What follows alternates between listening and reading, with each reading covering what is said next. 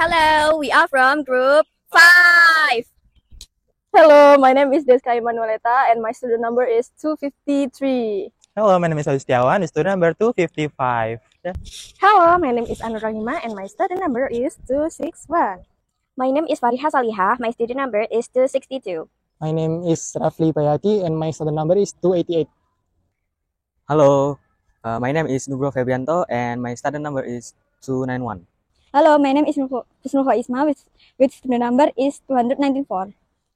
In this video, we are going to analyze and talk about revenge, justice, and injustice aspect of the story, A Tale of Two Cities by Charles Dickens. As you know, revenge is one of humans' emotion that can be strong and even dangerous or poisonous at times. By analyzing the character and the plot, we conclude 7 points, including Evidence. Chapter 2. Individual injustice. Dr. Maynard was wrongfully imprisoned for reciting oppressive rules. This arrest without a fair trial symbolism the arbitrary use of power and the suppression of individuals' rights in a corrupt system. Chapter 3. System injustice. Prison condition. Dr. Maynard's suffering highlight the institutional violence and dehumanization prevalent in the oppressive French society under arbitrary rules. Chapter 5. Long-term impact of injustice. Trauma from imprisonment. Dr. Maynard really doesn't earn his suffering. His mental trauma due to wrong imprisonment highlight the long-lasting impact of injustice on individual and society. So for my task is I'm going to bring up about the Gaspard's revenge to the Marquis of Evermont. So after the Marquis of Evermont talked to his nephew Charles Darnay, he told Charles to go to sleep. So they both went to sleep that night. Yes. And in the next morning, the people in the castle were awakened late by the ringing of the great bell. They ran fast out of the castle as fast as they could, because they found that the Marquis of Evermont is laid down on his bed in his room. He had been murdered. For the first evidence is from chapter 4, page 15. Why is that man making that such terrible noise? Asked the Marquis impatiently. I'm sorry, Monsieur the Marquis. It is his child, said one of the people. Dead! Killed! Screamed the man. The people in the street came closer to the Marquis' couch, and they stared at him with stony face. And the Marquis looked at them back with a bored dislike. In his eyes, they were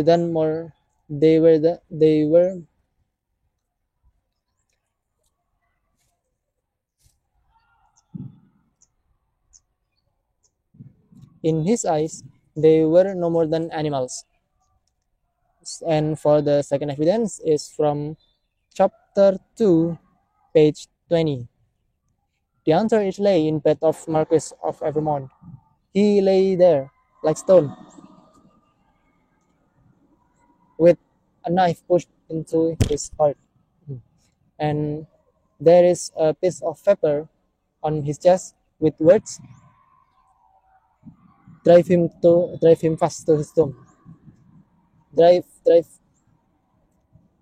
And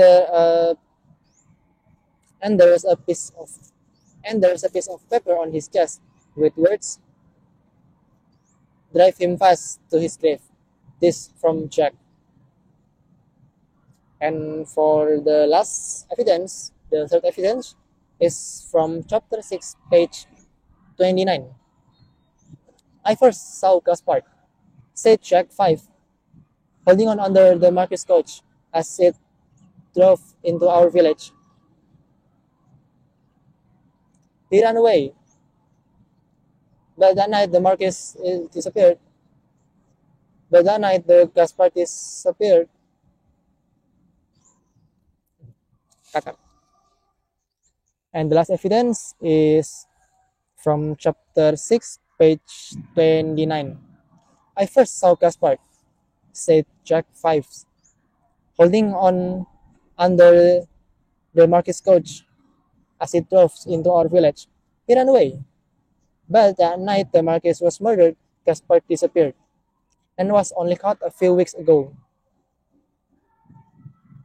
The soldiers brought him into the village and hanged him in, and they have left his body in the village square, where the women go fetch water and our children play. As we already know, Madame Defarge is a symbol of revenge in this story. She even has a list of enemies on her knitting. One of the people that she has big revenge is Charles Darnay, as an Evermont's descendant, a person who killed her brother and made her family suffer. There are three reasons why Madame Defarge has a very big head to the Charles Darnay. First of all, it's about her personal loss. Madame Defarge's brother was killed by Marquis, who is a Darnay's uncle. That makes her hate all aristocrats. For the evidence that she talked about how aristocracy makes her family suffer in the chapter 10, page 57. These rich nobles are cruel to us, doctor. They destroy our land. They take our food. They steal our sisters. My sister loved a man in our village. He was sick, but she married him to take care of him. But my sister is beautiful, and that nobleman's brother saw her and wanted her. They made her husband work night and day without stopping, until he dropped dead when he stood. Then they took my sister. Then they took my sister away. When my father heard what had happened, the news was too much for his poor heart, and he died suddenly. I took my younger sister to a place where she is safe, and came here to find this man. He threw some money at me, tried to buy me like a dog, but I made him pull his sword and fight me to save his life. And then the second thing that makes Madame Defarge has a big revenge to Darnay is about how she sees Darnay as a part of problem, as an old aristocracy. Even though Darnay really tries to make himself clean from his history, his family history, but still, Madame Defarge still hates him. For the evidence is that Madame Defarge needs Darnay's name at the chapter 6, page 31. Who knows what will happen, replied Madame Defarge. I only knew that the name of every month is in my list, and for a good reason. She went on calmly knitting, adding name after name to her list of the enemies of the people. And then the third factors that make Madame Defarge hate Darnay so much is about her committing to the revolution and believes that punishing anyone connected to the old regime. She believes that she should punish all people that connected to the old regime, including Darnay. For evidence, we can see at the chapter 11, page 62. Listen, we must stop somewhere, said Defarge, as the husband of Madame Defarge. Not until they are all dead, everyone of the family, said his wife. You're right, but think how much the doctor has suffered. Perhaps he has suffered enough. Listen, said Madame Defarge coldly. Don't forget that I was that younger sister, and it was my family that suffered so much from the Evermont's brother. It was my sister who died, and my sister's husband, and my father. It was my brother who was killed. Tell others to stop, not me. Okay, next is Gideon as mob justice. In the middle of story, control and power shift from aristocracy to common people. In this context, Gideon is in citizens' hands, which means life and death is in their hands. French people practice Gideon execution at that time for several reasons related to political, social, and emotional reasons. There are two reasons here, which are a symbol of equality and justice, and the second reason is uh, revenge against aristocracy and nobles. Back to first reason. Before the revolution, aristocrats and nobles usually experience the different punishment than common people. So people think that this guardian machine will make a justice and equal at that time. So everyone will get same punishment. The evidence for this point is in page 45, line 4, and I will read it for you. The guardian, that new machine of death, cut off the heads of many people, the powerful and the cruel, but also the beautiful, the innocent, and the good. And the second reason is revenge against aristocrats and nobles. For many years, the lower classes suffer under injustice practiced by aristocrats, and after the revolution, they think that they have desire to revenge to aristocrats with this guardian machine. The evidence is angry citizens felt the guardian was an appropriate way to punish the aristocrats who had made them miserable. And the third evidence is justice for Manet family on chapter 12, titled A Change of Clothes. You can see a whole paragraph 1, page 63. There is a letter that written by Charles Darnay to his wife. The letter is convincing. I knew nothing about the time your father spent in prison until he told me. Even then I didn't know. Was my family that had been so cruel to him. I told your father that my real name was Evermande, and he made me promise not to tell you. I am sure that he had forgotten the paper that he had written. But what has happened now is not his fault. Take care of him and our child, and one day we shall all meet again in the happier world that comes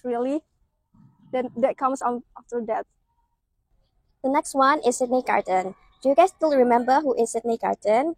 Sydney Carton is actually one of the characters that is very close to the main character, Charles Darnay. He is a very close friend of Darnay, and upon he heard the news that Darnay was imprisoned, he knows that it is an injustice and Darnay was wrongly accused. And then he overheard Madame Defarge planning to get Lucy, Darnay's wife, and also his daughter to be executed as well. Upon hearing this, he then arranges the departure of the Manets immediately so that they can go from France back to England. And then he visits Darnay in his prison and trick him into changing clothes with him, drug him unconscious, and with the help of Barsad, he carried Darnay, which already disguised as Carton, and Carton, who is already disguised as Darnay waiting for execution. At the very end of the story, Carton never regret his doings because he thinks that what he did is just and noble. You can find the evidence in chapter 12, A Change of Clothes, page 65, in the dialogue, "You?" asked the spy. "Him. Man of change pleased with him. You can say that it was too much for him, saying his last goodbye to his friend. That happens quite often, I believe." And then the second evidence, in chapter 13, The Last Goodbye, page 72, in the dialogue, "It is a far, far better thing that I do than I have ever done. It is a far, far better rest that I go to than I have ever known." said Carton. So this dialect shows that Carton believes his sacrifice is noble and just, and he doesn't regret anything. The next one is Madame de Ferrer's reference in the last chapter, which is chapter 13. In this chapter, Madame de Ferrer's desire for revenge reaches its peak. He's not only want to Charles Darnay dead, but he wants to destroy his entire family, including Lucy and her child. And the evidence is the wife and the child must follow the husband to the guillotine. This evidence you can find on chapter 13 on page 68. And after that, because of this excessive hatred, he went to the Charles Darnay house and confronted Miss Pross.